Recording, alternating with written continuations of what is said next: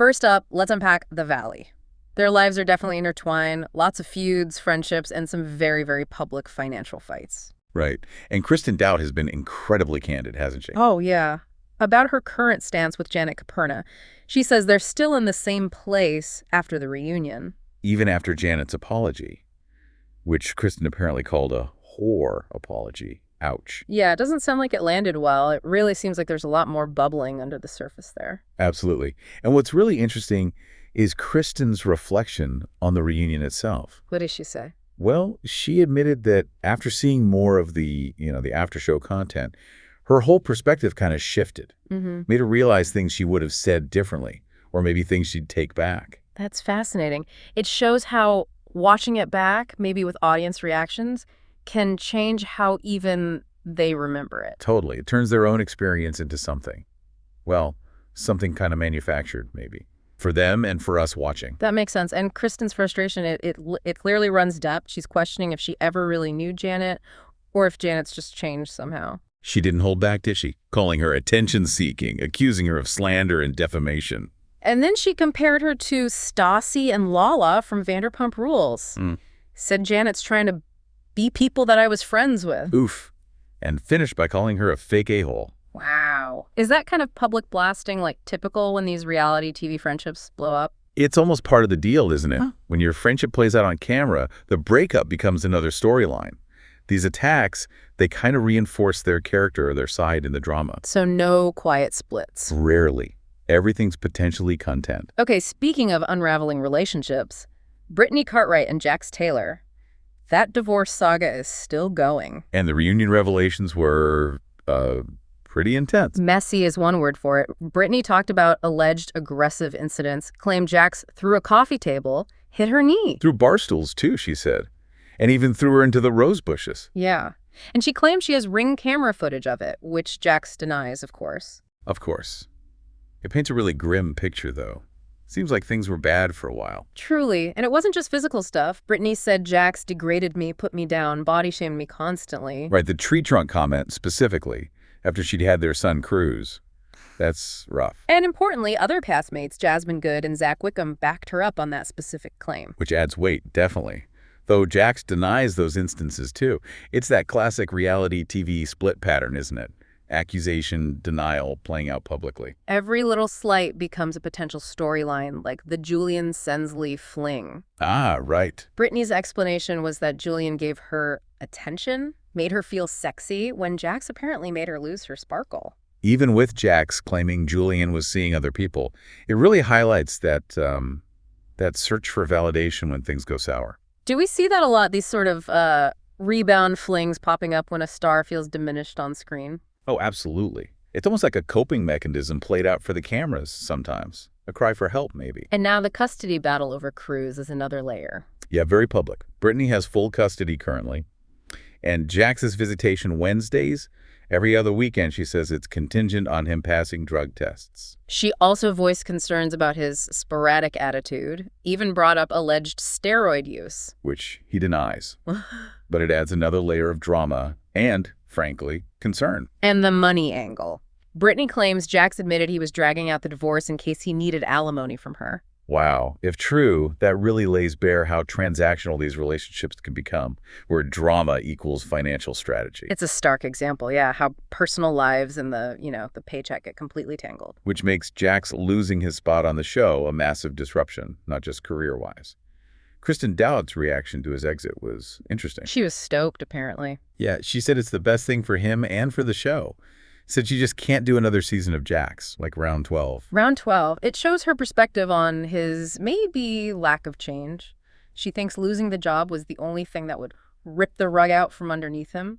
Citing fame and money as his main drivers? It's a pretty harsh assessment. Her advice was strong, too. Go to a facility, like for real, for more than a month. Only come back if he proves he's changed after a year. It sounds like she believes he needs a serious intervention. Yeah. And for the record, she's not speaking to him at all. Blocked him. Her take kind of reflects what you hear sometimes, that the reality TV structure itself, the constant attention and money, can actually enable bad behavior. So losing the platform might be the only way to force real change. Tough love. While those relationships are imploding, the social media wars continue. Let's pivot to Zack Wickham. Ah, yes. Simon Curtis had quite a bit to say. An explosive rant is how it was described, accusing Zack of parasiting off friends for TV fame. And selling merch about him and Janet. That's bold. Yeah, that's a new level of metadrama, isn't it? But the accusations got pretty serious. Extremely. Simon claims Zack drunkenly tried to get physical with him at Jax's bar. And verbally abused him, screaming, calling him fat. Yeah. And beyond the personal stuff, there was the design theft accusation, allegedly stealing from an independent artist and deleting comments about it. Wow. That's a very specific and damaging claim to make publicly. It really shows how social media gets weaponized in these feuds. Absolutely. Public takedowns with receipts, or alleged receipts anyway, it's brutal. Okay, let's shift gears from the West Coast drama to Miami. Different kinds of battles there, health crises, betrayals, and some bold new boundaries. Right. Starting with Guerdy Abraira, she's been incredibly open about her cancer fight. And she suspects that openness made some people on the cast uncomfortable last season. Yeah, she feels her diagnosis and survival journey maybe shone a light on her that they didn't like. Felt like jealousy almost. That's quite a take. She expressed frustration that castmates seemed to want her to just move on from the cancer storyline. But as she said, that the cancer lifestyle is an aftermath.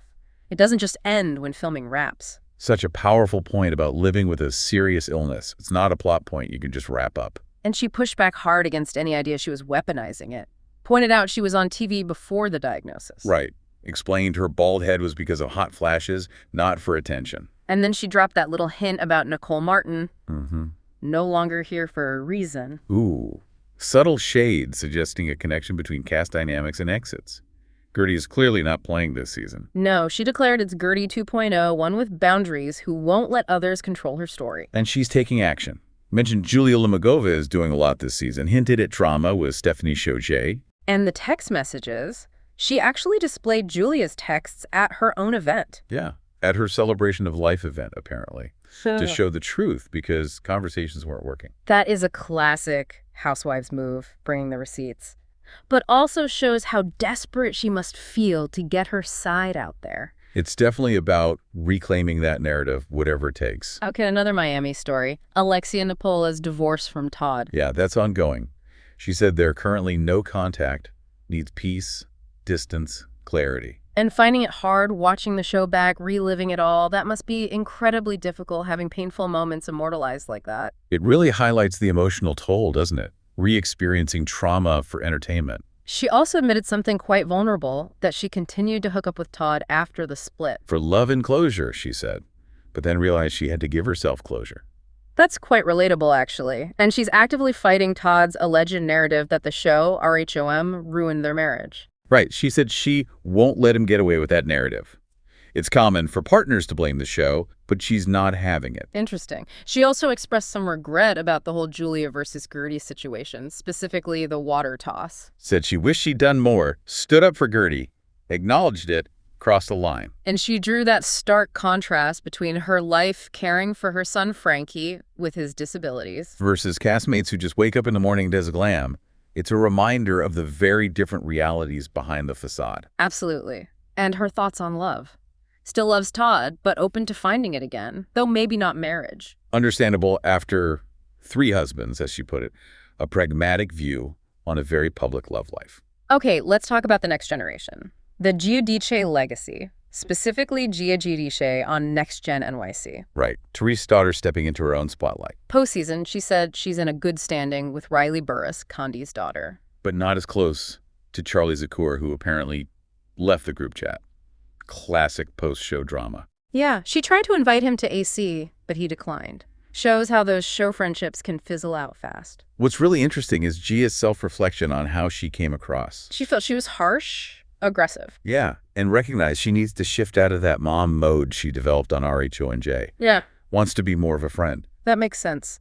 Growing up on camera, especially with her family's history, must shape you in unique ways. Definitely. She talked about her thorn for the season, wishing she'd let others speak more, realizing Riley had a point about George's club idea. And her rose. Learning lessons from the group, forming strong friendships. And she revisited that speaker feud between Charlie and Georgia on Watch What Happens Live. Oh, right. What happened there? She realized, watching it back, how intense Charlie actually was towards Georgia. Said she took back her initial reaction, telling them both to shut up. Okay. Agreed his reaction was crazy and totally inappropriate for speaking to a woman that way. Again, hindsight from seeing the edit. It really shows the difference between being in the moment and seeing the full picture later. Absolutely. As for family stuff, she confirms she's still living at home with Teresa. But a move with her boyfriend, Christian Carmichael, is coming very soon. And she talked about having Lexi Iowenu on her podcast. Carefully navigated that, focusing on Lexi's truth. While avoiding any mention of the alleged Teresa versus Dina Manzo feud, right? Exactly. Yeah. Keeping it diplomatic or maybe just separate. But she wasn't shy about shading Melissa Gorga. Oh, how so? When ranking the RHONJ cast from most to least iconic, Melissa came dead last, after Dolores, Jennifer, and Dina. Ouch. Family loyalty is clearly still #1 in the Giudice playbook. Absolutely, it's a central theme. Gia defended Teresa hanging up on that interviewer about tax stuff, none of their business. Yeah. Defended the old sprinkle cookies diss too. But she drew a line somewhere, didn't she? Yeah, she said she didn't want to defend Teresa telling Danielle Staub to pull Margaret Joseph's hair. Interesting. So loyalty, but maybe with some boundaries or nuances now she's older. It shows a more complex understanding, perhaps. Supporting family, but recognizing when something crosses a line. A common struggle for kids of public figures, I imagine. Definitely. Okay, let's round this out with some major health updates, legal battles, and the intense public scrutiny these figures constantly face. Right, starting with Denise Richards. Her private battles are very public right now. Those recent photos showing suspicious scarring and bruising. Yeah, leading a plastic surgeon who hasn't treated her, mind you, to suggest maybe a recent endoscopic brow lift or temporal facelift, like maybe only 5-8 days post-op. It's wild how even private medical choices become public speculation. It really is a constant consequence of that level of fame. But then there's the much heavier stuff with her split from Aaron Phypers. The temporary restraining order. The allegations are really serious. Physical and verbal abuse claims. Including violently choke me and causing at least 3 concussions. These are incredibly disturbing allegations. And Aaron's denying it all, suggesting Denise falls down a lot and accusing her of cheating and Vicodin addiction. It's turned into a very ugly public he said, she said situation involving serious accusations. And it gets worse. Denise filed court documents claiming Aaron stole her laptop. And disseminated private information, nude photos, raunchy text messages. She called it a criminal act and a violation of the TRO. Which Aaron also denies. But wow, the level of alleged violation and public exposure, it's harrowing. It really is. A stark reminder of the intense, often painful human stories behind the glamorous facade. Does the spotlight ever really allow for proper healing in these cases? It feels unlikely, doesn't it? It almost forces a performance of healing before it can actually happen. Perpetuating a cycle of public vulnerability and likely private pain. And sometimes that pain is very physical, like with Deandra Simmons. The RHOD alum, she just announced July 29th that she has breast cancer. Yeah, very recent news.